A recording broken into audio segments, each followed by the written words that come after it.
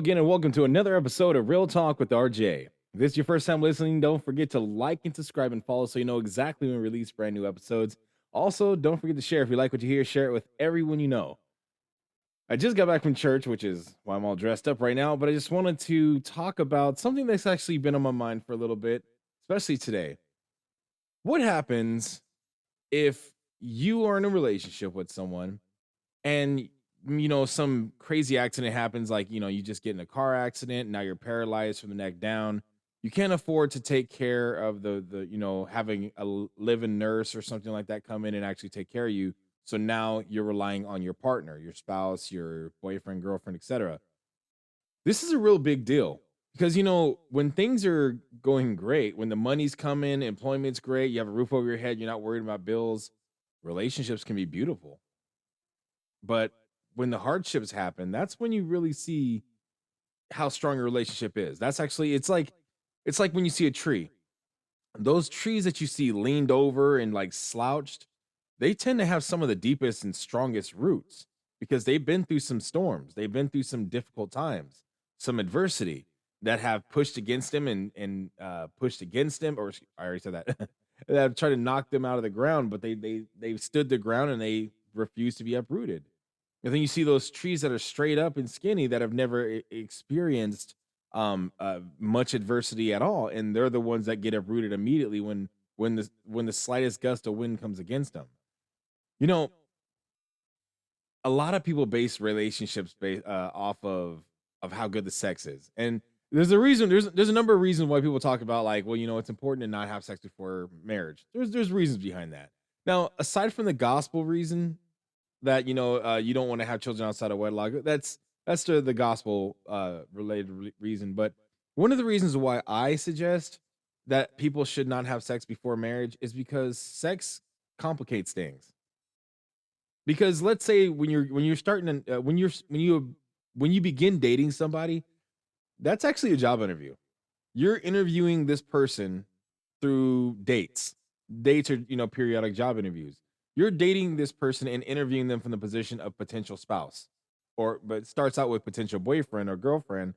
And then at some point it's a potential you continue to meet with this person to determine whether or not you could see yourself eternally with them. And when you see that there's no, that there's no future heading to the goal that like, there's no goal for marriage, possible with this person, that's when you send them to HR, which is your serious side, and say this isn't working out. Or in these days, people's HR is just a text message. Yeah, we're not going in the same direction. It's not you, it's me. We need to just go ahead and end this relationship. It's just not going to work out.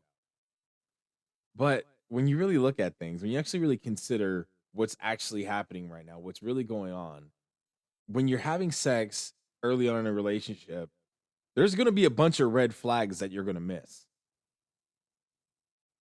Maybe you might actually meet the right person, and then there are no red flags that this is the right person.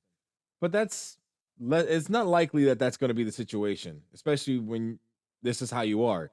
If you have sex early on in a relationship, you're not going to really get a chance to see the person for who they are. You're going to be complicated. I mean, especially if the sex is good. That's actually what causes the confusion. Is if the sex is mind blowing and you guys are just really enjoying some incredible physical, intimate moments and exchanges between the two of you, then yeah, you're gonna be like, this is great. Oh my gosh, this is cool. But you're not gonna pay attention to the fact that this person might be very dirty, or this person might be very lazy. They go do their job, but they're not trying to make the house into a home. They're not folding laundry with you. They don't want to wash laundry. They'll make you do all the laundry, or they're gonna make you do all the cooking, and they just do their 8 hours and that's it. They sit on their butt, and that you're not gonna pay attention to that stuff until it's too late, way too late down the line. And then by that time, you're gonna be like, man, I invested years with this person only to find out that they're the wrong person. And then when you take a look at it, an honest look at that relationship, then you realize, crap, there were flags right there in the very beginning, and I didn't know them. Dr. Maya Angelou said, I think I actually quoted this in my last podcast, but Dr. Maya Angelou said, people will tell you who they are. Trust them and pay attention to them the first time, or listen to them the first time. Excuse me. I really like that quote because people really do tell you who they are. If you're looking at a person and you get to actually see who they really are, without the cloud of amazing, mind blowing sex, you realize, you know what? This person isn't for me. And I don't care how great their body looks. I'm not going to invest time with the wrong person when I should be out there looking for the right one. So I just wanted to start out by saying that. The other point I wanted to make is if you are paralyzed, if something happens to you, you lose your house, you lose everything, but you just have your partner. What's going to happen with your partner? Are you going to lose your partner too because the money's not there, the house is not there? Me personally, I can honestly say now that my fiance, my future wife, I know her so well. We've been through some ups and we've been through some downs, but we've never been far apart, like emotionally. No matter how high or how low, she's right there with me. I'm right there with her. We go through everything together. I know if I were to lose my home or if I were to lose our home because I'm not able to pay the bills, I'm like, if I were to tell her, babe, go stay with your mom and dad, or I'm gonna go stay in this car. I'm gonna live with this car because I can't face your mom and dad right now. I feel like a failure. If I were to have said that to her, she'd be like, "Babe, I don't want to live in the car, but if you're not gonna stay in my mom and dad's house with me, then I'm gonna live in the car with you. Where you go, I go. You're my home." That's honestly her, and honestly, she's my home. I've come to learn a lot of things. I've come to learn a lot of things. Um,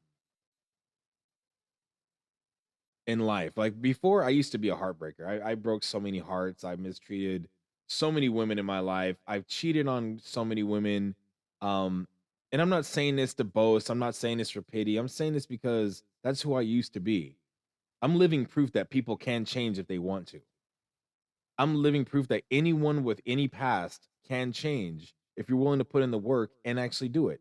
It's not going to be easy. It's not going to be convenient. You have to be serious. And you have to identify first and foremost, who do you want to be? Do you want to be a good, honorable, upstanding person? Do you want to be a good Christian? Do you want to be a hypocrite? Do you want to be a liar? Do you want to be a part-time Christian that's only Christian on Sunday, and then once you leave the church are just crazy and turn up as they come? Like you got to identify first and foremost who you want to become, and then once you identify that, that's when you start aligning all your choices to line up with that goal. Any influence, any person, any song, any venue, any outfit, anything that does not align with the idea of who you want to become, you need to just remove it. So the more real you become, the more fake other people around you start to become. Unless they're also real, then they become more real and you start seeing them for who they really are. So I said all that to say that I've sat on both sides of this aisle. I've had my heart broken and I've also broken many hearts. And one thing that I've learned is that when you're a good person, you recognize a good partner. And my fiance and I we've been like I said, we've been through some incredible things, and I realized that one of the reasons why she's here is not just this is who she is. I've given her lots of reasons to stick around even through the hard times. I wash the dishes just like she washes the dishes. Most of the time she cooks. She loves to cook and she does most of the cooking for us. But from time to time as well, I also cook. On my days off when I'm able to, I wash the laundry. On her days off, she washes the laundry. She folds my clothes, I fold her clothes. If she's sick, I take care of her. If she's coughing in the middle of the night, I get up and I make her some tea. Not like black tea or green tea, but like I make an actual herbal tea with like cinnamon sticks in it, pieces of ginger. She taught me the recipe. And then I put a little bit of honey in there and I will bring it up. She'll tell me repeatedly, "No, babe, come back to bed. It's okay. Don't worry about it." And I'm like, "No, you would do the same thing for me." And I get up and I go do it. So I've given her reasons to stick around. And that's what I want to talk about today is you need to give your partner reasons. It's like a bank account. If you are only putting a monthly deposit in, you can't really expect a whole lot to come back. When you need that money, you can't really expect that much money to be there. But if you're putting things in daily, you're putting in deposits daily, then you're going to have a lot to pull from. So, what kinds of things can we do to give our partner a reason, to give your girl a reason, or give your man a reason? Now, if just as a caveat, if anyone on here is one of those like woke people that's like, "What do you mean your man or your woman? We're not property." I'm not saying anyone's property. Anyone who understands basic common sense knows that when I say your man or your girl, I'm talking about your partner. I'm not talking about your property. That's stupid for anyone who feels that way, in my opinion. Anyway, what we need to do is we need to give as many reasons as possible for our partner to stick around if something happened. I mean, if you're not giving your girl any reasons, let's say this. If you have a woman that you've been with for a long time and she doesn't really have any reasons to be with you besides the sex was good, and you brag about that all the time, like, man, I put it down in the bedroom, man. I get it down. You start talking about stuff like that. What happens if you become a vegetable? You're on life support, and nobody knows when you're gonna get wake up from this coma that has you on life support, and it's up to her whether or not she's gonna pull the plug. Now, I'm telling you, someone who really loves their partner is gonna be like, "You guys do whatever it takes. We're not pulling that plug," until it's very clear to her that you're not gonna get better. But a woman who doesn't have any reason to be with you other than the physical intimacy was awesome, she's very likely to say, "Pull the plug." Like, ma'am, he's not in a coma. He's just sleeping. I don't care. Pull the plug. Like, just kind of like that scene from Talladega Nights. Like, I thought long and hard about it, doctor. I want you to pull the plug. And she's like, "What? He's just sleeping. What are you talking about? He's not even in a coma." No, look at how he's growling. Oh my gosh. Like, she's just trying to kill him to get his money. But think about that for a second. What happens if you get wrongfully accused of a crime and you get locked up? While you're fighting that crime, is your partner going to stick around and be there for you? Now, the examples that I'm giving, if I'm using a woman for the example, I'm not talking about that this is specifically only women. Men are likely to do the same thing if they don't have a reason to be with their woman or their partner. So I'm just using this just so I don't have to keep giving the same exact example multiple times just to accommodate everybody. I'm just going to give a basic generic example and then people can personalize it to fit them. So if you get locked up for a crime, even if you didn't commit it, or you just are in a rough spot and you committed a crime, if you've given your girl enough reasons to stay with you, it's likely that she's going to stay with you. Same thing, vice versa. If a woman gets locked up, so if physical intimacy is the thing that keeps you in a relationship, your relationship's not going to last the storms that come when you're not able to do those things. Like if they get sick, if they have cancer or they're getting chemo treatments or whatever the case may be, if they don't have reasons to stick around, they're not going to stick around. Or maybe they might stick around for a little bit, but in the long run, they're not. There's a movie I really encourage everyone to go see. It has Queen Latifah in it, and I believe it was Just Right. I believe that's the name of it, Just Right. Queen Latifah plays an actor or plays a character who's like she's a physical therapist and the actor named Common is in there, and he plays this really popular basketball player, an incredible athlete in the movie, and Queen Latifah's best friend, the character that her coworker, excuse me, excuse me, Queen Latifah's character has a best friend, and that best friend ends up marrying the actor that Common plays. So when Common gets injured, or when Common's character gets injured, the girl just kind of leaves and goes, "Yeah, I didn't sign up for this," and she just takes off because the glam and the glitz and all that other stuff is not there anymore.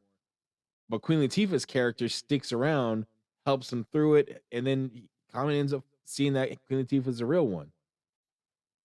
She stuck around, and then when her friend tried to come back, Common wasn't having it. He's like, "Nah, you left me when I need you the most. This one is the one that's the real one." And he ended up going with her.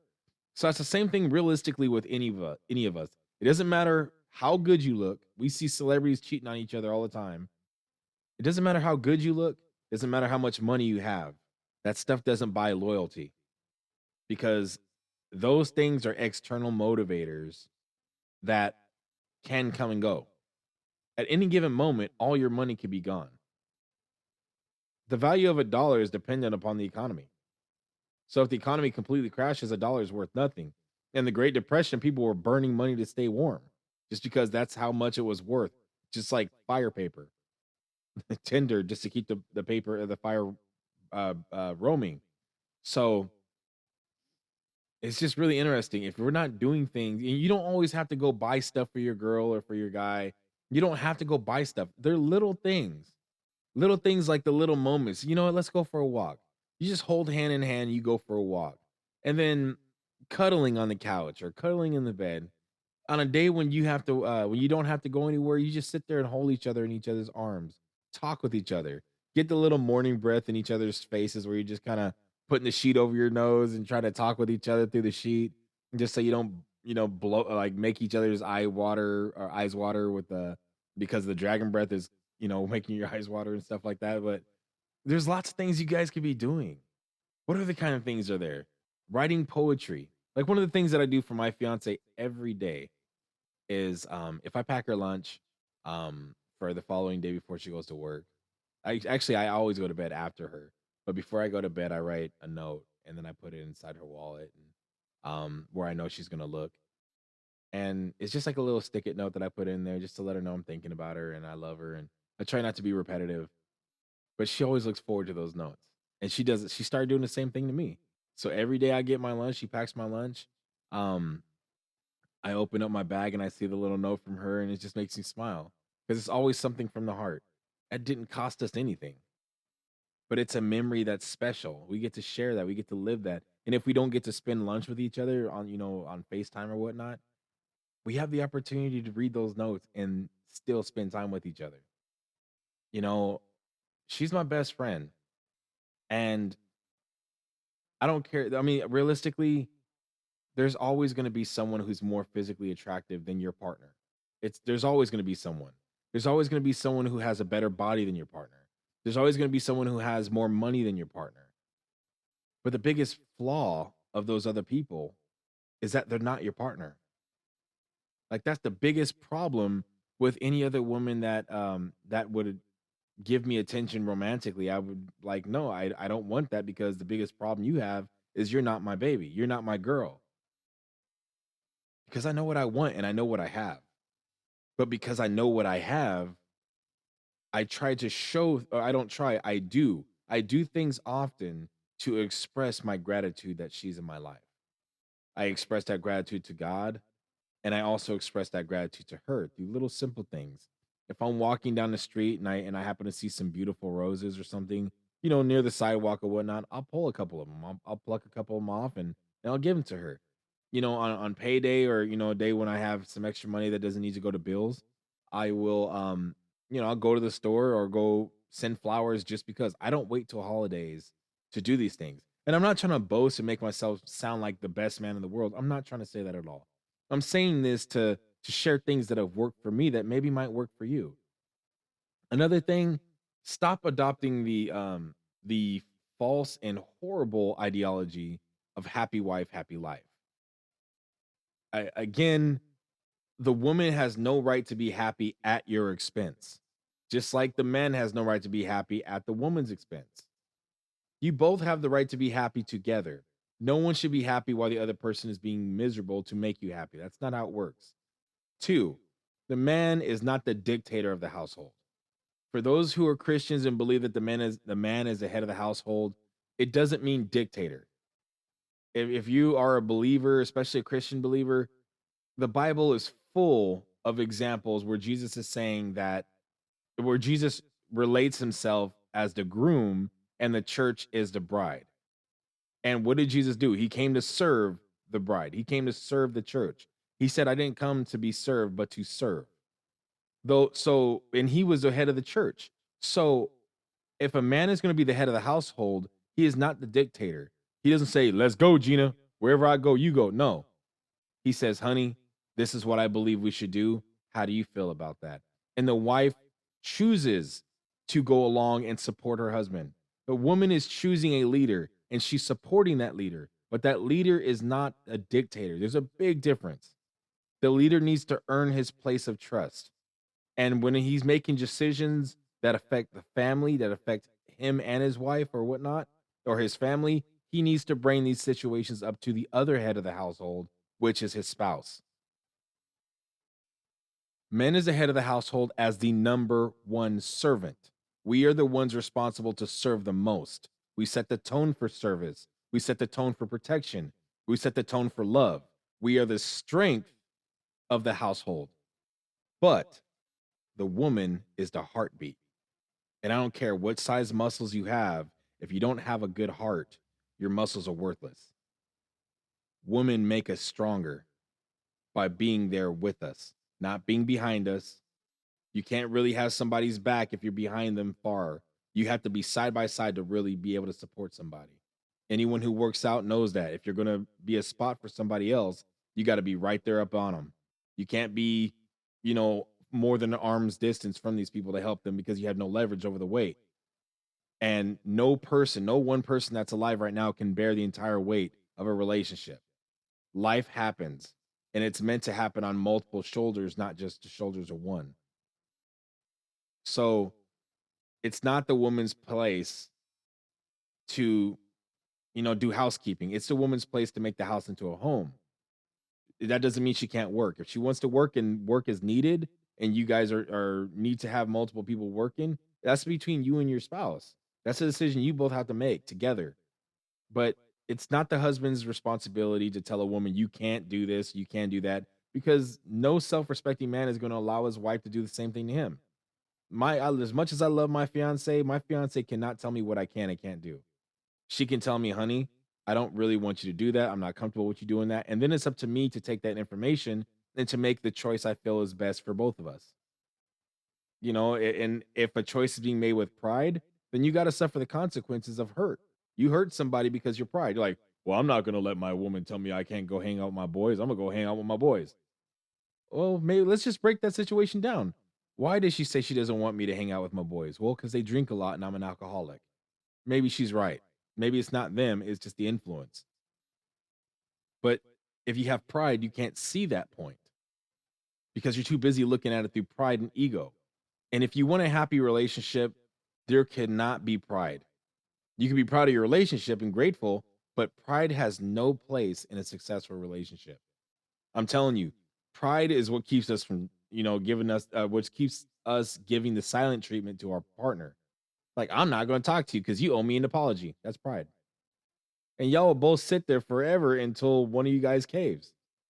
1, 2, 3 days passes, and you're like, crap, what were we arguing about again? But then something happens. If you guys get in a car accident or someone loses a family member or has a heart attack or something just happens where you're no longer alive, was that argument worth it? Most of the time, the argument, the reason why you're giving the silent treatment to each other was pointless. It was a stupid reason. It was a simple little reason. Ladies, if your man is working his butt off for you and he's keeping a roof over your head, there's a man named Bishop T.D. Jakes who actually made this argument. Men cannot provide and be there. They have to do one or the other. Now, there's a reasonable amount of time that people have to work, but you have to understand the person's job. If their job demands a lot of their time because it's critical, like it's just kind of part of the job, you have to understand that's part of their life. And that's how you live the life that you live. That's why you have the roof over your head that you have, if that scenario applies to you. But any good father, any good husband would love to be there with his family. But I'm telling you, most of the time, men look like I look forward to going home. If we're working at my company and we're getting some overtime, yeah, it looks good on the check. I love overtime. But when we're twiddling, if anyone's twiddling their thumbs and just trying to milk the clock, I'm like, nah, bro, let's go. I'll turn up and I'll start taking care of things myself if it needs to be that way because I want to go home to my baby. I miss my girl. I look forward to going home because it's home. It feels like home. When she's not here, it feels like a nice house. But when she comes walking through that door, I'm home. She's my home. If we're outside at Costco, I'm home because I'm next to her. If we go to church together, I'm home because I'm with her. You both have the right to feel that way. And as long as is one person is dictating in the relationship what you will and will not do, you're never going to feel home.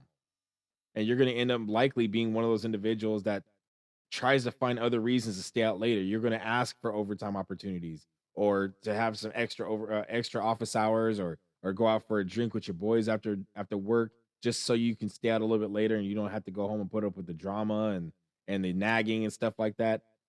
Ladies, for those of you guys out there nagging, stop, because you wouldn't want a man nagging at you. Stop it. And for those men of you, all those men out there that are nagging, stop. No one likes to have all their faults pointed at them. No one's perfect. You're not perfect. No one's perfect. If you are demanding perfection out of your spouse, expect them to demand perfection from you as well. And for those of you who are believers who demand perfection from your partner, your spouse, expect God to demand perfection from you and to hold you accountable for as harsh as you're being toward your partner.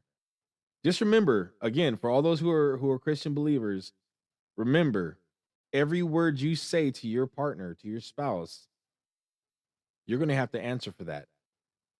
Like, oh, what if I repent? Well, that God's going to look at your heart. If you're just going through the motions, you're going through the motions. But still, I'd rather, I need as much mercy as I can possibly get. So I do my absolute best to just stay quiet when I want to say something because I feel a certain way, because I know I have to answer for what I say. And I look at my fiance as, or I treat her as if Jesus Christ himself came to me and told me, "Hey, I want you to look after her, take care of her, serve her, and love her as if I would. Love her as I would love her. I'm personally asking you to love her." So I do my absolute best to make sure that I'm showing that to her. And when he does come and ask me, like, how did you take care of my daughter? How did you treat my daughter? I'd be like, to the best of my ability, I loved her. And I want to have a bank full of deposits showing that. So in the end, the whole purpose of this conversation and this topic is, if your relationship happiness is based off of money, or the strength of your relationship is based off of money, shopping sprees, great sex, a great body that drives you crazy whenever you see them wearing lingerie. If those are the things that are keeping you with each other, your relationship is weaker than you think, and it's going to fall apart when the first storm comes against it. There's some nice little breezes that come. You're all like, oh, that's not that bad. But I'm telling you, you haven't experienced a storm yet. If you're in a relationship, for ladies, if you're in a relationship and you feel you always got to look through your guy's phone, first you have to ask yourself, are you looking through his phone because of insecurities with yourself, or are they giving you reasons to look through their phone? Now, do I believe that people should be looking through each other's phone? I don't think so. I think that's personal. You have no right to somebody else's phone unless they tell you go ahead and look through it.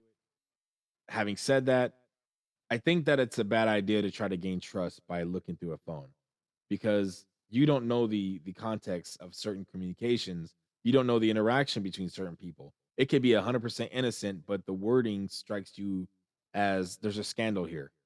And if you're looking for something, you're going to find it, even if it's not there. So if you feel the need to look through someone's phone because they're giving you reasons to do that, you need to assess your life as to why you're with that person. If you feel you have to be a detective in your relationship, you need to ask yourself two questions. One, are these related to my insecurities, or is this person giving me lots of reasons to do this? And if it's the latter, they're giving you lots of reasons to look through their phone, maybe you should reassess being with this person. Additionally, I know every lady has the right to wear what you want to wear. Every man has the right to wear what he wants to wear.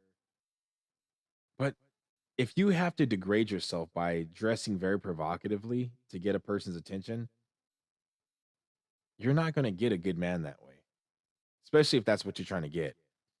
Let's equivocate this to fishing. If I'm trying to get a certain kind of fish, I need to know what that kind of fish likes to eat.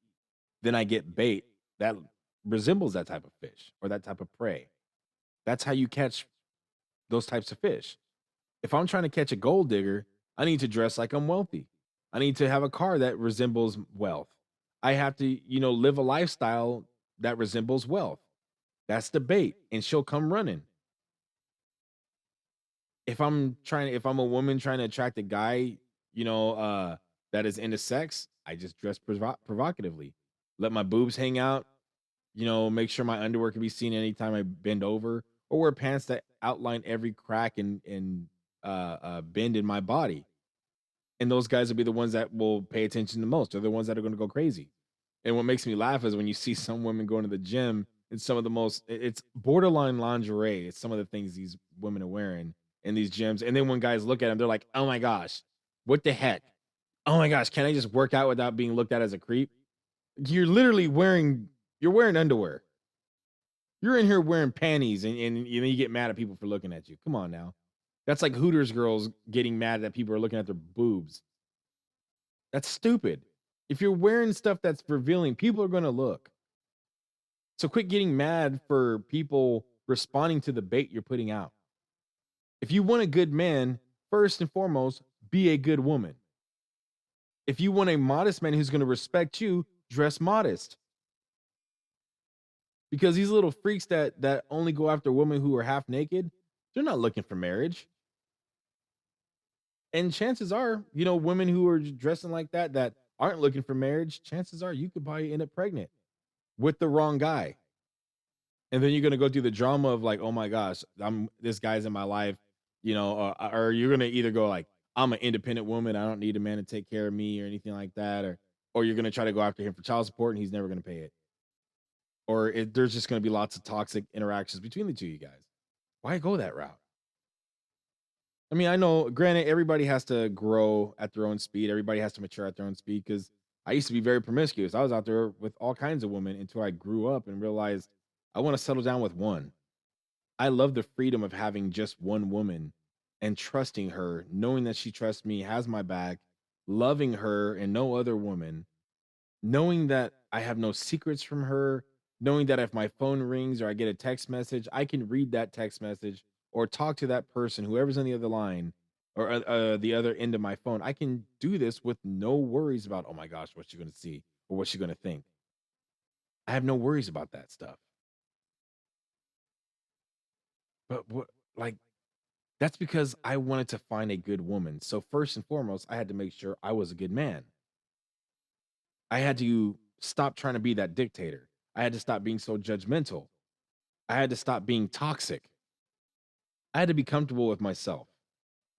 And I told my fiance, just like I've told other ex girlfriends, I said, look, I'm a good man. I know who I am. I know what I bring to the table, and I know I'm a good man. So if you're going to be dumb enough to cheat on me, I'm going to be smart enough to find someone else. And that's the only time I told him that.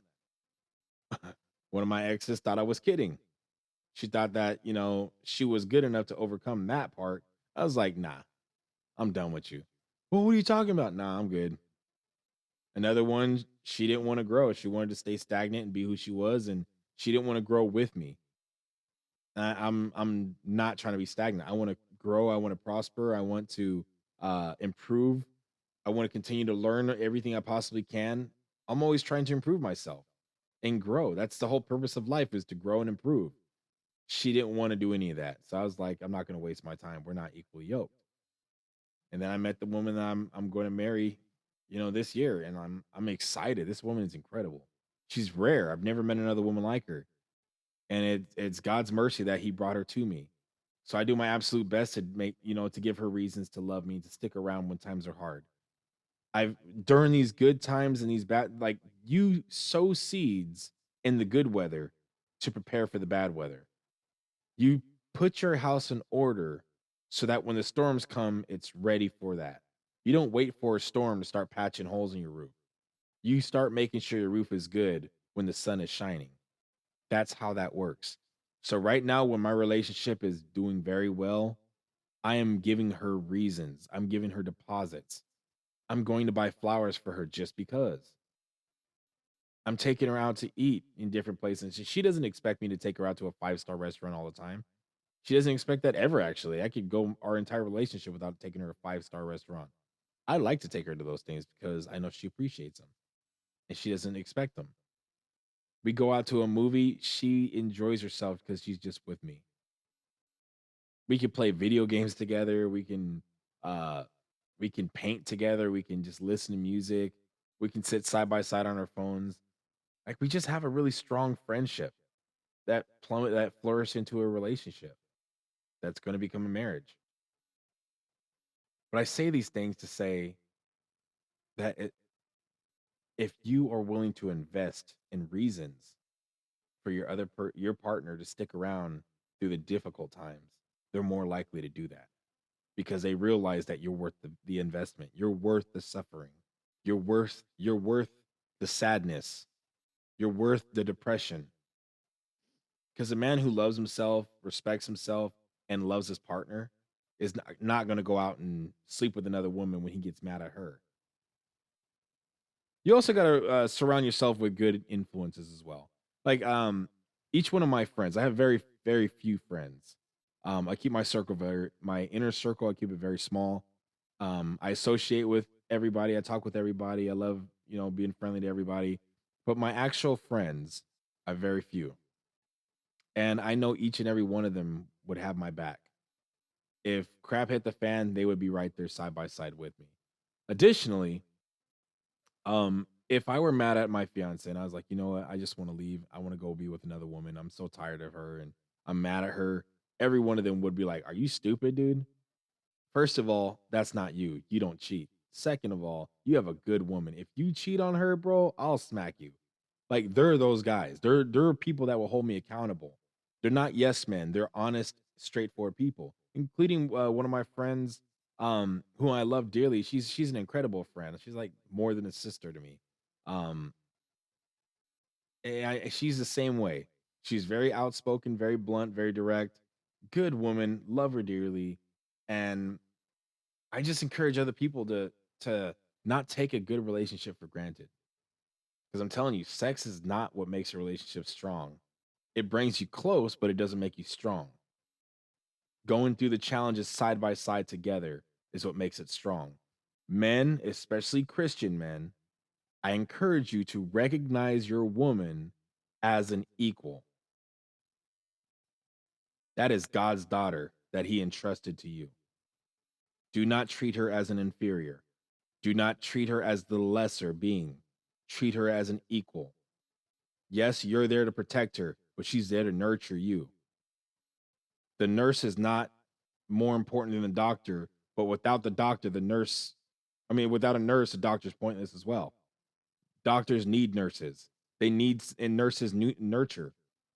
So that woman is there to nurture you spiritually, mentally, emotionally. She's there to be the person you can cry to. She's there to have your back. That's your best wingman right there is your partner.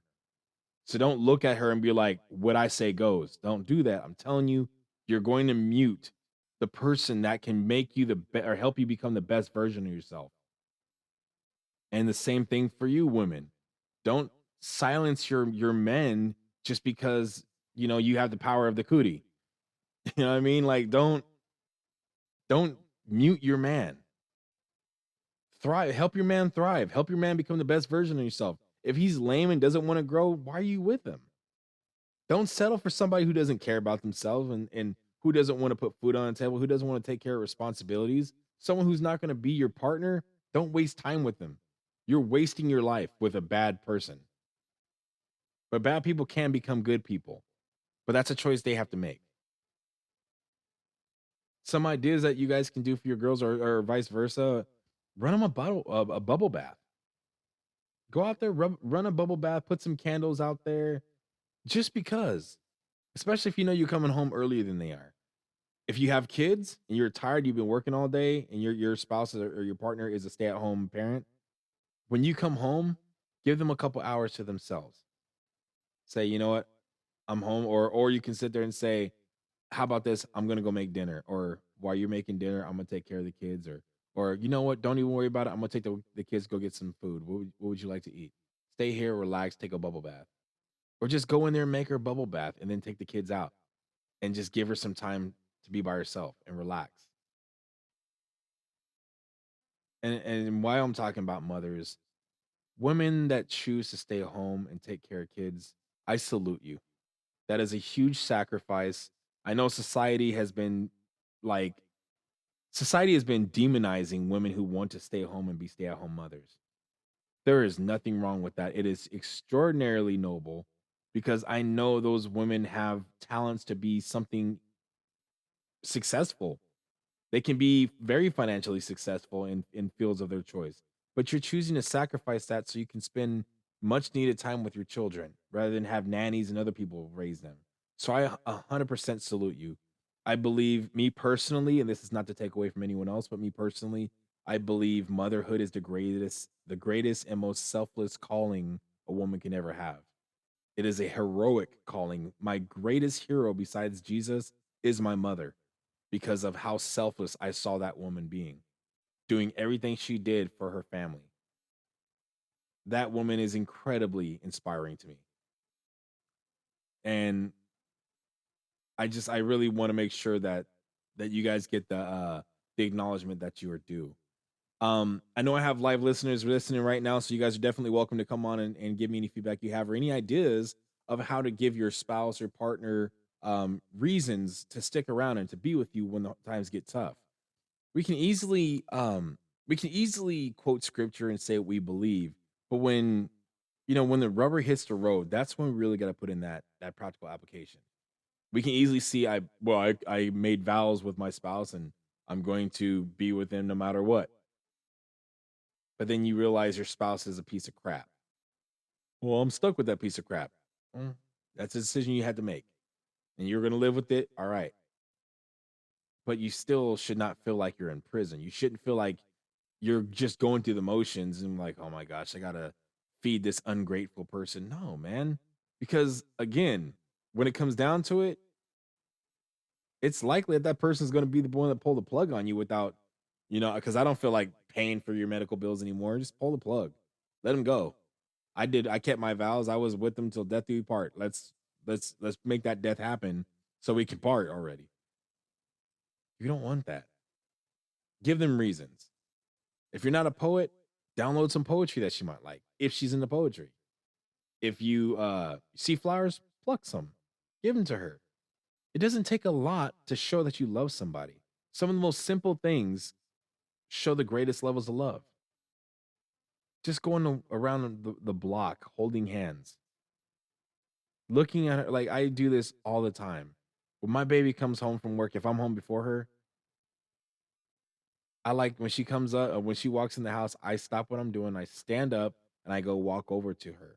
And then I give her a kiss and just look in her eyes and remind her that she's extraordinarily beautiful, that she's breathtaking. I make sure she knows that I know she's beautiful. And she doesn't even realize how beautiful she is. So I know if I was ever paralyzed, I know I can count on my baby. And I know this is going to sound like way out, but this is a reality for a lot of people. I know that if I was ever paralyzed, God forbid, and I could not move and take care of myself, I know I can trust my wife, which is my fiance now. I know she would wipe my butt if I couldn't do it myself. I know she would bathe me if I couldn't bathe myself. I know she would push me in a wheelchair to be there with her if I couldn't get there myself. And that didn't happen just because she thought I was handsome. That happened because I gave her reasons to want to stick around. This part, this focus of the relationship is probably the most important part. The reason why you want to come home, the reason to make it work. My fiance right now, she can go wherever she wants. She can do whatever she wanted to do. She could cheat on me without without me being able to stop her. But she chooses not to because I have given her reasons to stick around. And also because she loves herself, of course. She has morals, but she could easily just end the relationship and not be obliged to me. But she chooses to come home every day to me. She chooses out of all the guys that talk to her, flirt with her, hit on her, and whistle at her, all those guys, she chooses me. So if you really want to take care of your relationship, if you're Christian, if you're a believer, pretend that you're doing it for Jesus. Pretend that Jesus Christ is the one you're trying to emulate. Because actually, that's what we're supposed to be doing as Christians anyway. We're supposed to try to emulate Christ. How do you think Christ would be a father? How do you think Christ would treat his wife if he were in your shoes? That's the standard we should be setting. For those of you who are not believers and don't believe in that, we should just be trying to do our best. We should be um trying, like, men should be trying to be the husband that they would want their daughter to emulate or to marry. Would you want your daughter to be talked to the way you talk to your wife? Would you want your daughter to have to take care of all the house chores while your husband sits on his butt? Because I'm telling you, she's gonna be watching you. She's gonna think that what you do is okay for a man to do for her. If you yell at your wife, your daughter's probably gonna allow a man to yell at her. If you really want to protect your spouse, if you really want to protect your kids, then you need to be the example that they measure their future spouses against. If you open the door for your wife, your daughter is likely to not settle for a man that won't open the door for her. If you only speak in words of love, even when you're upset, your tone is respectful and loving, your daughter's not going to let some idiot yell at her, let alone put his hand on her.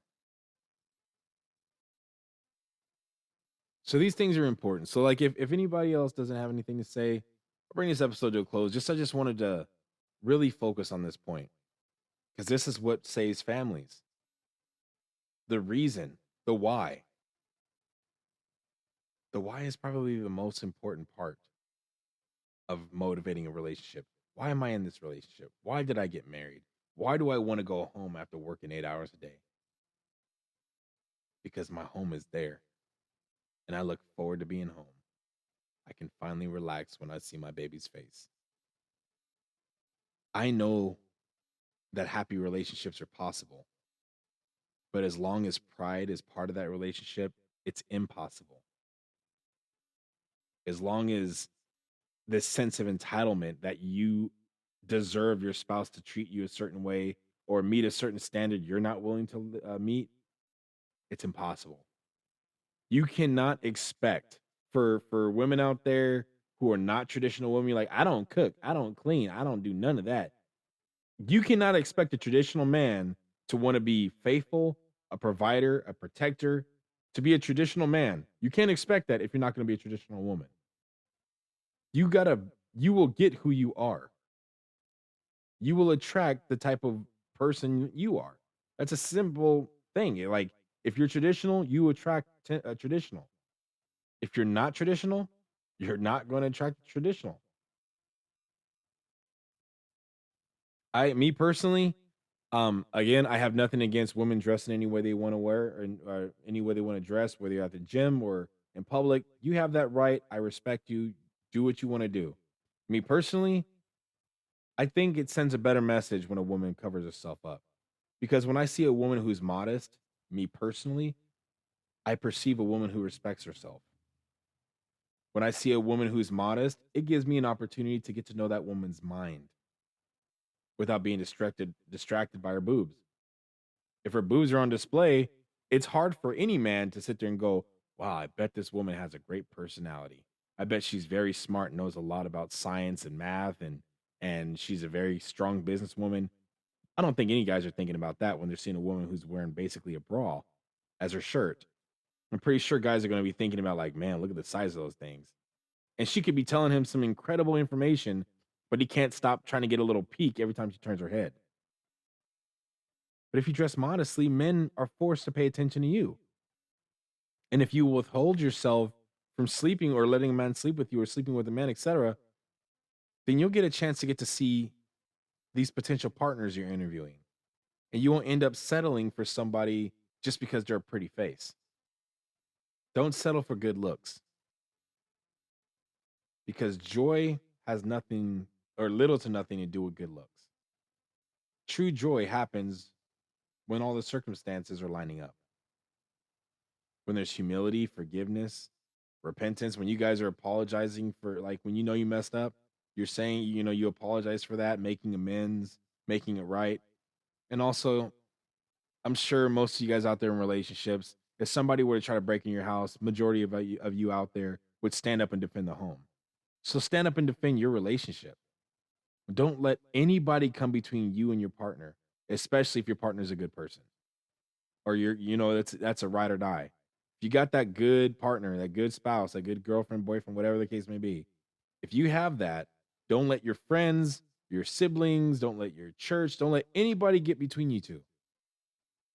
Because what God has joined together, let no man divide asunder. I'm telling you, we don't know when these emergencies are going to happen. We don't know when these inconvenient episodes are going to hit us. But it is very critical that we pay attention to the opportunity given to us to make those daily deposits of showing that we love that person and that we're here for them and making sure they know we have their back. If you don't give them a reason when when the hard times come, they're not going to have any reason to stick around and they're likely to leave. And I don't think there's anybody out there who actually wants to die on a bed alone. Thank you so much for spending some time with me. This is a subject that's just, like I said, it was on my mind for a little bit. It was something I really wanted to talk about. And I sincerely appreciate every single one of you guys. I know that there's those listening live right now and those who will watch this video later on. I appreciate you all. Thank you again for inviting me to your house, to your homes, to your cars, to your jobs, to your speakers, and into your hearts. I really appreciate it. And I hope you have a great day, great evening whenever you watch this. And may God bless you guys. And this is Real Talk with RJ, signing out. Hey everyone, I hope you guys enjoyed that episode. Don't forget to like and subscribe and follow. Also, go check out my other episodes from Real Talk with RJ, available anywhere podcasts are available to be heard.